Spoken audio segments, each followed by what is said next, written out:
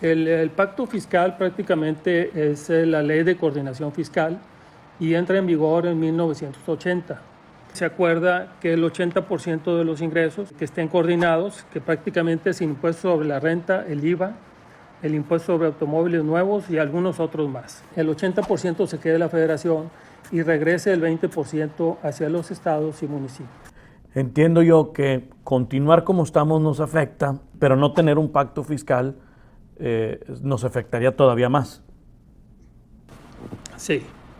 ¿Qué pasa si nos salimos, Ricardo? ¿Qué perdemos? ¿Qué ganamos?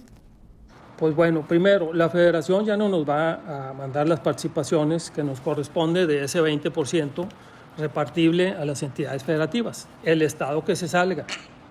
¿Qué va a pasar? El gobierno federal se va a quedar con esa partecita de ese estado o de esos 2 o 3 estados que se salgan. Entonces, pues, ¿qué va a pasar? Que nos vamos a quedar sin ese recurso. Y bueno, después dirías, bueno, pues entonces, ¿cómo va a subsistir el gobierno del estado si esos recursos ya no van a venir? Pues bueno, va a tener que crear nuevos impuestos. Sí, el Congreso del Estado tendría que crear otra fuente de ingresos que salen de las mismas bolsas de los nuevoleoneses. Exactamente. Van a salir de los mismos contribuyentes, de los mismos ciudadanos del Estado y tendríamos que estar implicados en una doble o triple tributación. ¿Por qué? Porque los contribuyentes seguirán pagando los impuestos que tenían convenidos en el pacto mientras no se mueva en el Congreso de la Unión.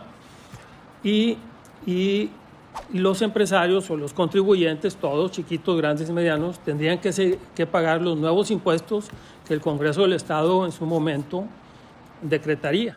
¿Cuál sería una recomendación tuya, Ricardo? O sea, si tú estuvieras ahorita en la posición de renegociar o tener un escenario o replantear una nueva fórmula, ¿cómo la plantearías?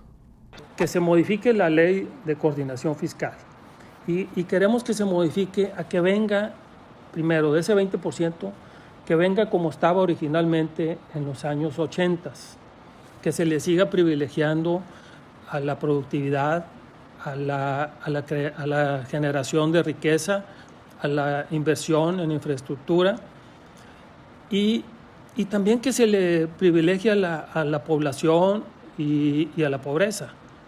Pero nosotros siempre hemos dicho, ok, hay que ayudar a los estados más pobres y con menos y más sensibles al problema financiero. Pues sí, pero le hemos dicho al gobierno, dáselos de tu 80%. Del 80% que recaudas en esa ley de coordinación, aplícales esos programas. Y les hemos dicho, a ver, en lugar del 20% que nos estás repartiendo, repártenos a todas las entidades el 30%. En lugar del 20%, reparte el 30%. Pero no nada más es, bueno, pues ya ahora reparte el 30%, es más dinero.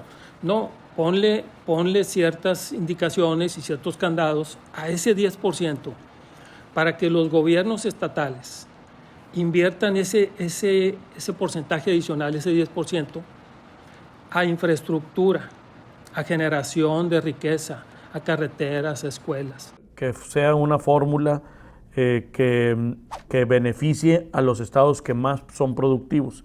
Entre ellos, obviamente, está Nuevo León.